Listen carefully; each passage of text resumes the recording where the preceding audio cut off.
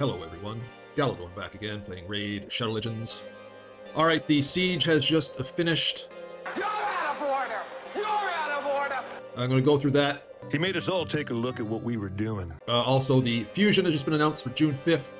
I'm going to review that, assess the champ. Hey everybody! And decide whether I'm going to go for it, and assess my own capabilities in getting it. So if we look into our latest siege, as you can see here, we were victorious. It was very close this time, much closer than it has been in the past. This is the most a team has ever scored off us. They were level 14, they were more powerful than we are, but however, honestly, this appeared to be a clan that was maybe 3 or 4 real players, and the rest were all alts, because most of the players, if you could call it that, had a lot higher power than a lot of our players, but they're all in bronze arena. Also, they seem to have login times that were all very similar, almost like they're playing at the same time. So Go! Don't go! Go! Don't go! Go! So it seemed like this was maybe 3 to 4 players and the rest were alts. I think we ran into a concept of a siege farming clan in this one. Anyway, we were kicking their butt up until the last few hours, which is another reason why I think this was just a few players. Because in the last few hours, they basically made up all of these points. Like, we had a big lead on them. Now, I wish Raid would keep things up for a bit after it ends and not go into this stupid calculating loading screen. 50 of those, very good. Another 7 of those, awesome. Flying along to get Lamassu. So anyway, basically, they destroyed pretty much all our buildings along here. Oh my god! The defensive tower, magic tower, defense tower, they took this magic. I fucking hate magic! Slut thief! That defense tower, they didn't reach this defense tower. They also were not able to get through to our mana shrines, and of course they only took a few slots in the stronghold, I do believe. Because when I went to sleep, they were just starting their push, I believe. And then when I woke up, of course, the stupid loading screen was ongoing, the calculating phase. You know, Raid, why don't you just leave that up? Instead of having the stupid loading screen there, just have it kind of saying calculating something, but leave the screen so you can go through and see exactly what happened. That's pretty annoying.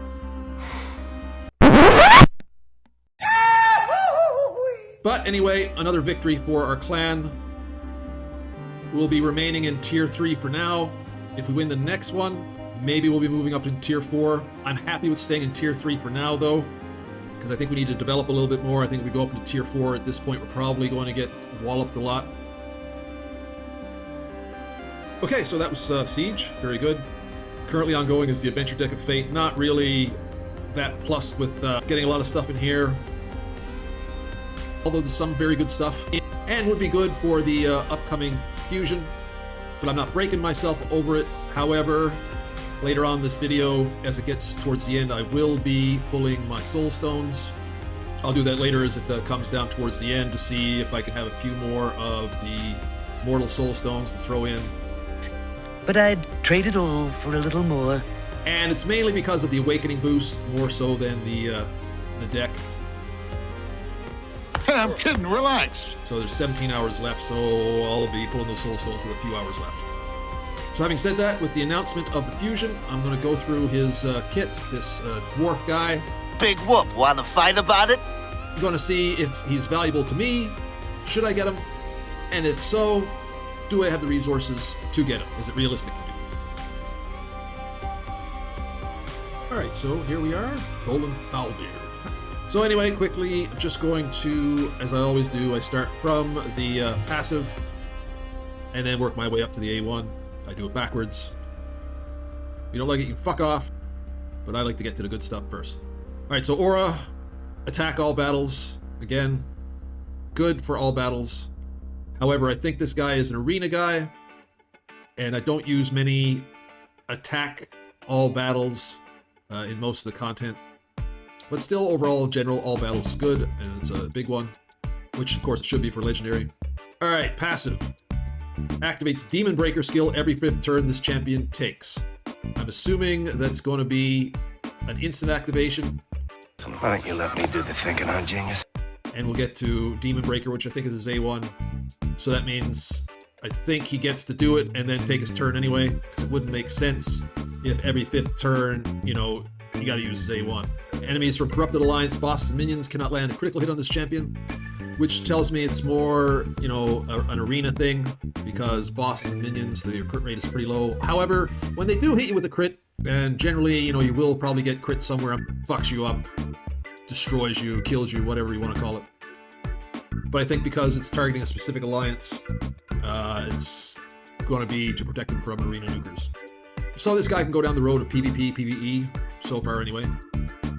Okay, so get to the A3 here, attacks all enemies 2 times. So double hero AoE, always very good, especially if the guy hits very hard, and I'm thinking that he probably will. Before attacking, places 50% increased attacks, a big one on the champion for 2 turns.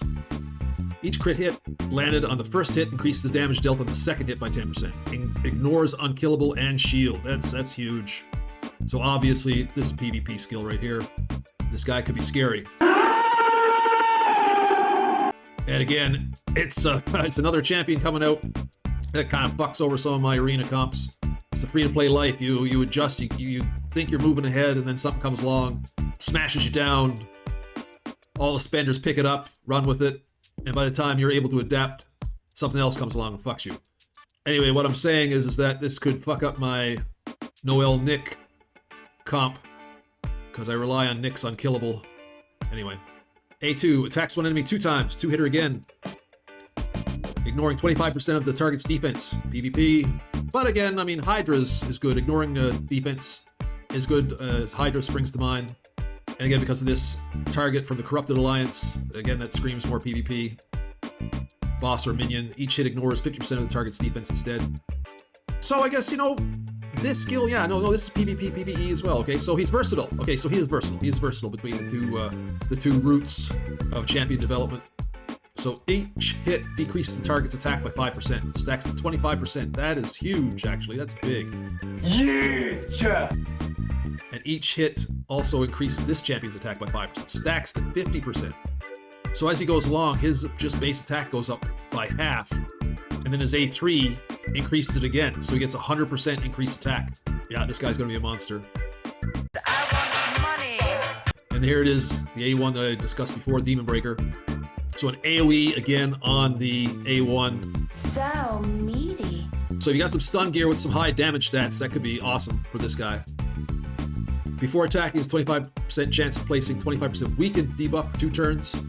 So before attacking. So he buffs himself up with big attack, and then he weakens the team for more damage on them. And of course, Corrupted Alliance, boss or minion, it goes to 50% chance of the 25% weaken. And can't be resisted by Corrupted Alliance, boss or minions. That's big. So you don't need to build him with any accuracy for his debuff. Well, at least against these things. So that means you can sink it more into his damage. Grants an extra turn if weakened debuff is placed on all enemies by this skill. So with this extra turn thing, it gets him back around to his passive quicker of activating the Demon Breaker. So this guy screams to be almost a bit like the Tormund thing, you know, where he goes off. The Chief J just went off. If you're under freeze and HP burn at the same time. It's almost giving me a bit of a Tormund vibe. I can see this thing going off a lot. It's me, the champ. So yeah, this guy I think is a monster. And also he's force. And I've come to realize that my force damage dealers, especially for arena, for PvP, I know I picked up Cantrifon, I'm still working on him, but also my force damage dealers for Hydra are pretty sparse. And in the past, if you see me, you know, I usually go, well, a damage dealer, you know, it's not as high priority as the other thing. And maybe it wouldn't be if I wasn't fat on resources, but I'll show you now that I think I'm a little fat on resources. I think I can go for a fusion anyway. I had to sit out the last one.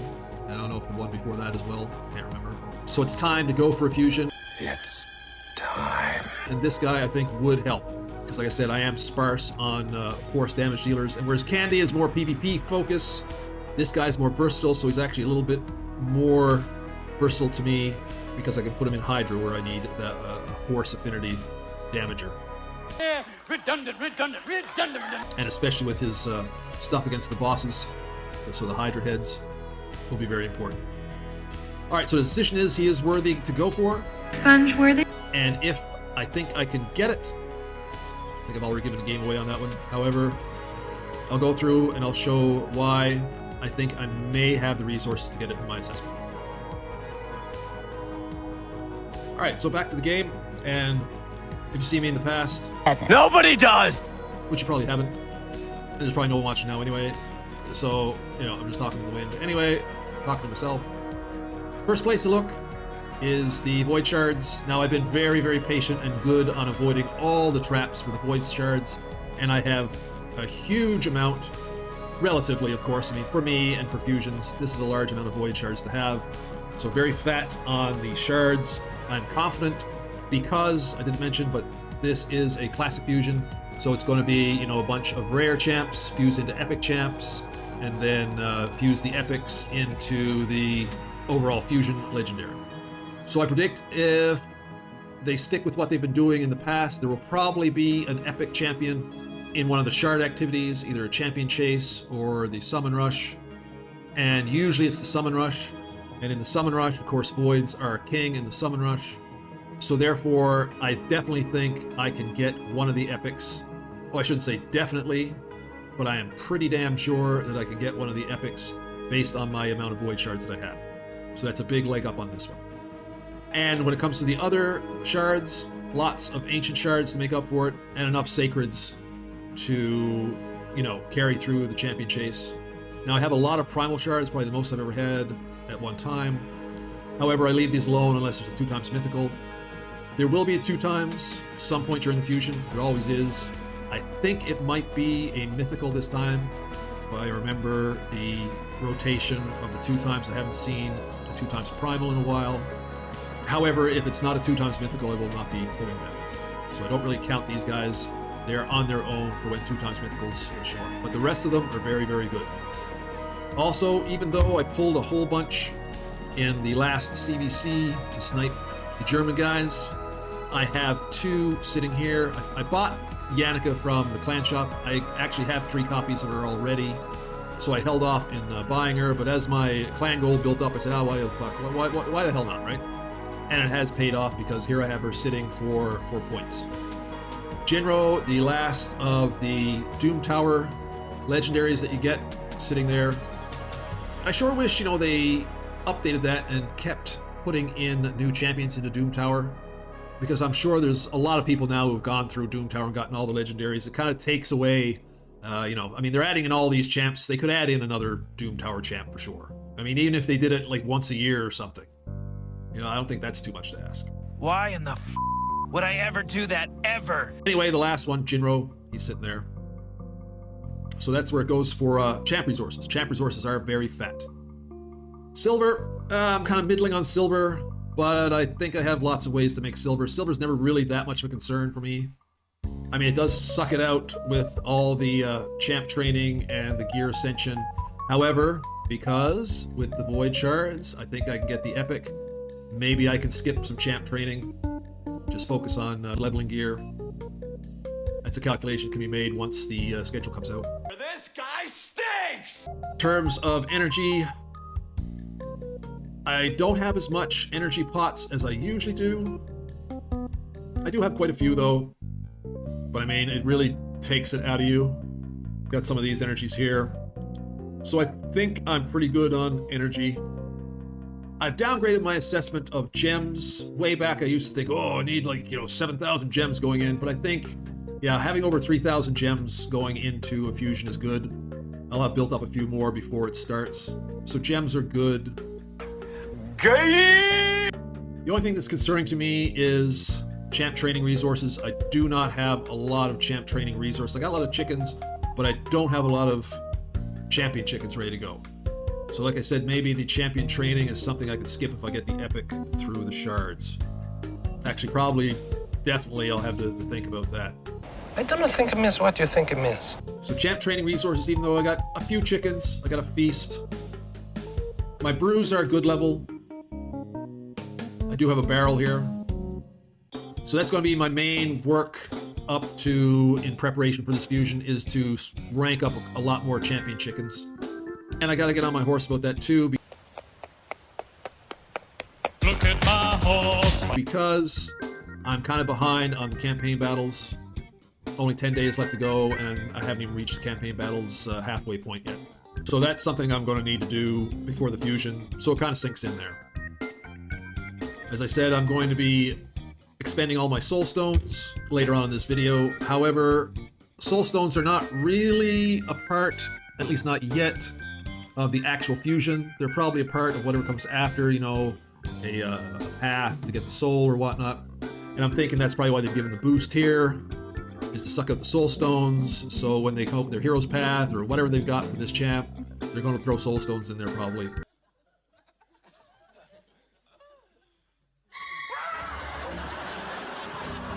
And people will have to buy Soulstones. But however, because just the fusion itself, Soulstones are not a consideration. So shards are good, energy is okay, gems are okay, silver is mid, but I think I can get by with it. Because the biggest resources that I need is the shards, so I mean, I'm good on that, really good on that. Really very nice and good. So I think that carries me through this fusion. So having said that, yes, I will be going for Tholin. And I do believe he will be a good addition to this account, even though, again, a damage dealer. But I think he's right for what I need specifically. It's not just, oh, I gotta get it because it's, you know, I'm a completionist, I'm a collector, blah, blah, right? This couldn't get more annoying! You know, no, I think actually he would contribute to this. And, of course, I am fat on resources. So it's a win-win. All right, so I'll be back later with some Soulstone pulling. Maybe a couple other things. Here's a little bit more of that extra, just the latest Amius defeat. I think they may have nerfed him because now I'm beating him on a fairly regular basis. Granted, it's only normal, but I used to have lots of problems with him on normal as well. And it's another complete different team than what I've showed has beaten him. So it seems a lot easier. Anyway, we'll get to that. Okay, we're going to pick it up here at the 10-minute mark. This is where I turned on the recorder. The team was Lysandra, Maud, Lonatharl, Rhodos, and Venus. Lysandra can't manipulate his turn meter, gives a speed boost, but can manipulate our turn meter to keep us going. Lonatharl and Venus have smites. Venus is the burn, of course. Maud, all around great. She'll heal, revive, of course. But the main thing here is that she has that ability to wipe off his stun or sleep. Whenever she gets a turn, she can wipe it off the whole team. And of course, Rhodos, being Rhodos, can block his revive despite the moon phase being up. Oh, fuck. Okay. He's down too far now with friggin' moon phase. I can't kill him here yet. Damn. I may have been a mistake putting the burn on him. I can hope that maybe Rhodos can kill him here with this. Let's go. Let's see. Let's see. He can do it. Oh, it's not enough. Okay. It will not kill. And the Reaper came up and take him down. Ah, so that means there's still 2 turns left. Shit. She's still alive. Damn! He's still alive! I think that's what the nerf is. I think his damage is down. That should have killed her. And he's going to revive himself. Rhodos is not going to get back to his kill. Yeah, it doesn't matter what I hit him with here. He's going to die. Come back. So, might as well do it. Bring him back. Okay, we got to work on it again. Fuck, this is so annoying. Try to work him down now. We're on a timer before it comes back again. Throw with the ally attack. It heals. Yeah, okay, manipulate our turn meter. Don't want to hit him there yet. Okay, the smite went on, good. Yeah, we won't do that yet. Okay, the smite came in. Yep, put the increased attack on. For damage. Now we can put this on because his skill is on cooldown. Alright, Rhodos, see if we can do it here now. Could be in range. Boom! Come on. Yes! And there it is. He is down. Down, down. So another team beats Amius, the Lunar Arca. Again, in normal, Mod is the key. If you guys have Mod, use them against Amius. Really works well. Got some nice stuff, I guess. Won't go through it here. Thank fuck! Kind of shit stats. I'll be just selling all the 5-star stuff. Not the accessory stuff, like I said in the past. And here we go. The chest. Again, with the better rewards, it's good. Rewards aren't that great in normal, but the coins, like I said, I'm looking for those coins, so very good. So again, another team beats Amius, and I definitely think that they have nerfed him a little bit, and I think it might be the damage that he does. Because as you can see there, in the past it seems that he would have just killed Venus, but she survived. So I think they've nerfed his damage. That's what seems to have happened. And I think they've nerfed his healing too, because he still doesn't seem to heal as much as he used to. But anyway, another team downs Amius. It's becoming fairly regular now in normal. Can't do it in hard really because I don't have the champs to get through and be able to get all his actually get to him. I think I've gotten to him once, and the champs that I had to beat him on hard were just not up to the task for it. So yeah, Amius down again.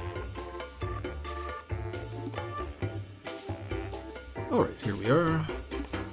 2 hours left in the Awakening Boost and in the Deck of Fate, so let's get her done, get this out of the way, stop jibber-jabbering, and get the fuck on with it. As always, 8 and 6 10 pops. Okay, here we go. Are we going to get anything that is at least reasonable? Not sure about that. Probably a Cell for sure. Epics. Fang Cleric. Not worth talking about, even though I just did. Maybe.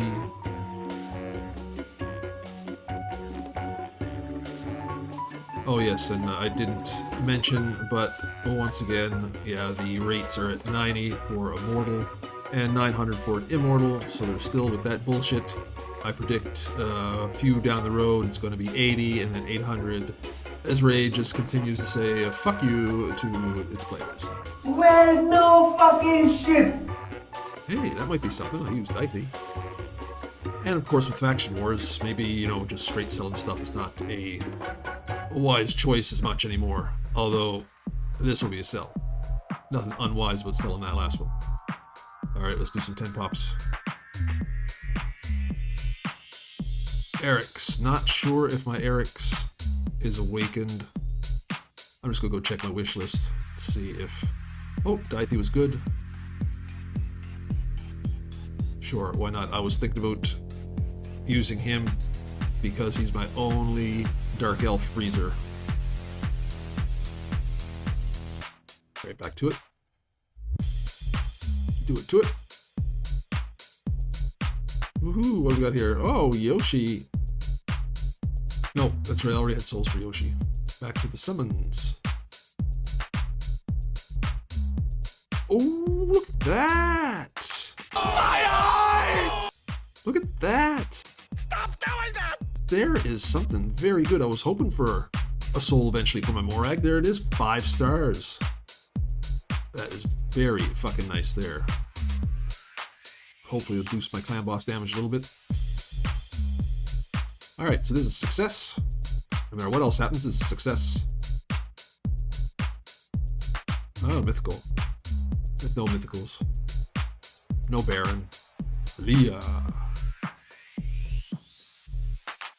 Sure, why not? Oh, I like that reimbursement of the coins. I think it's a good feature of this. Continue on down the road. Shaman, don't give a fuck. Alright, what do we got here? Oh, don't have a Mother Cybele. What do we got here? Oh, an Artor. Ah, I already have all those Artor souls. Alright, let's get to the 2 quote-unquote big ones. Immortal. Probably gonna just be nothing, just shit. Ooh, no, what am I saying? I don't even own a fucking mythical. But it might be good sells, who knows? So I have so many mythicals now. A lot of them are probably just dupes. And what do we got now? Lich, Perfect Soul. Ooh, it'd be good selling though. Good selling for lots of coins. And speaking of which, let's collect all these bad boys up.